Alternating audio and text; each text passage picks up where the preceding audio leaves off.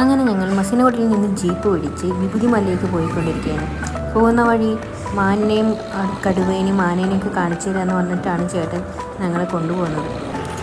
Jeep സഫാരിക്ക് ചേട്ടൻ ഞങ്ങളുടെ 1300 രൂപയാണ്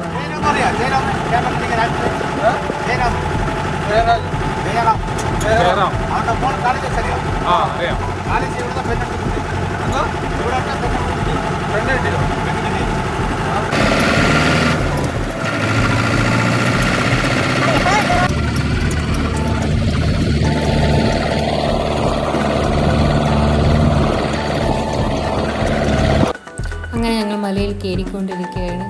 ഓഫ് റോഡായിരുന്നു, അതുകൊണ്ട് ദേ കുഞ്ചുമൊക്കെ കുലുങ്ങി പോവുകയാണ്.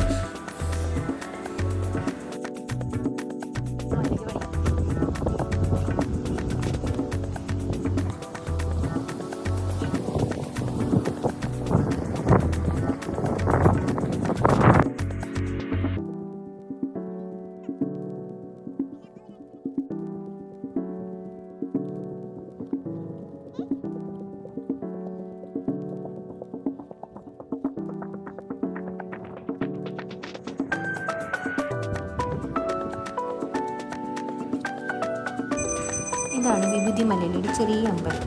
അത് പൂജാരി പൂജയൊക്കെ ചെയ്യുന്നുണ്ടായിരുന്നു. ഇതാണ് ഞങ്ങളുടെ ഡ്രൈവർ ചേട്ടൻ, ഒരു പാവം ചേട്ടനായിരുന്നു.